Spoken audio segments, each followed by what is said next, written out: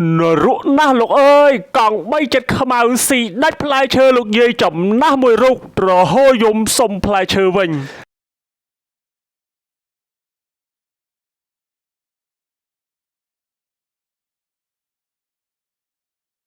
កាលពីថ្ងៃទី25 ខែមិនិនាឆ្នាំ 2026 ម្សិលមិញនេះមានវីដេអូមួយផ្ទុះក៏ក្រើកពេញបណ្ដាញសង្គម Facebook ដែលធ្វើឲ្យមហាជនមានការអាណិតអាសូរទៅដល់លោកយាយម្នាក់ដែលវ័យចំណាស់ស្ទើរតែឈរទប់ខ្លួនឯងសឹងតែមិនជាប់ផងនោះស្រាប់តែមានកង់3ដែលគេហៅថាកង់3ចិត្តខ្មៅនោះបានធ្វើការស៊ីដាច់ផ្លែឈើលោកយាយដែលលោកយាយបាននិយាយនៅក្នុងវីដេអូនោះថាលោកយាយខំជ្រើសរើសទិញផ្លែឈើល្អអស់ជាង200000បែរជាកង់3នោះស៊ីដាច់ដោយក្នុងនោះមានវិសុ ABC គាត់ធ្វើការបង្ហោះនៅវីដេអូនោះដោយដាក់សំណេរថាលោកអើយសំបីតែមនុស្សវ័យចំណាស់នេះហើយនៅមកបន្លំគាត់ទៀតម្ដាយគេម្ដាយយើងអ្នកបើកកង់3បន្លំយកផ្លែឈើលោកយាយកាលពីព្រឹកមិញនៅម្ដុំ CTN រិស័យកែវនៅក្នុងនោះមានអ្នកលេង Facebook បានលើកឡើងបែបនេះថាបើអ្នកមានសញ្ជាតិញៀនជាមនុស្សតែបន្តិចអ្នកមិនអាចធ្វើរឿងនេះដាក់លោកយាយដែលព្រះជន្មជាង70ផ្លាយដែលខំរកស៊ីដោយញើសឈាមចិញ្ចឹមខ្លួនបែបនេះទេ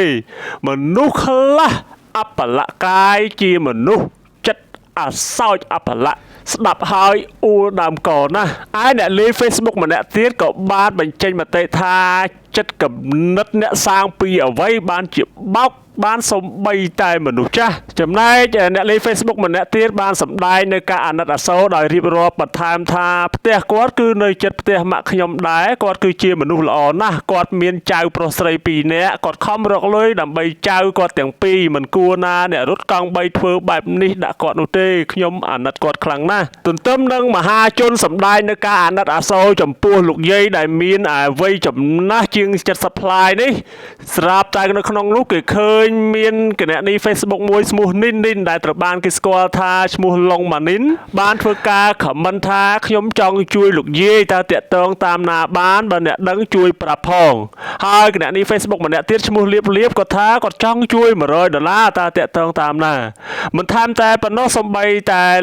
តារាចម្រៀងដ៏ល្បីឈ្មោះមួយរូបគឺលោកថុលសុពិតិក៏បានចង់ជួយដល់លោកយាយផងដែរហើយរួមទាំងមហាជនដែលជាសប្បុរសជនជាច្រើនដែលមានការអាណិតអាសូរចង់ជួយលោកយាយជាច្រើននេះហើយគឺជាទឹកចិត្តខ្មែរជួយខ្មែរទាំងអស់គ្នាមិនទាំងបានប្រមាណម៉ោងផងនៅថ្ងៃដដែលគឺនៅថ្ងៃទី25ខែមិនិនាឆ្នាំ2025នោះថាវិការដ៏ច្រើនសន្ធឹកសន្ធាប់ពីលោកថុលភិតិក៏ដូចជាអ្នកនាងឡុងម៉ានីនបានដល់ដៃលោកយាយហើយលោកយាយក៏មានអំណរត្រេកអរជាខ្លាំងនិងសូមថ្លែងអំណរគុណជាខ្លាំងទៅដល់លោកទាំងពីរដែលបានផ្ដល់ថវិកាជូនលោកយាយ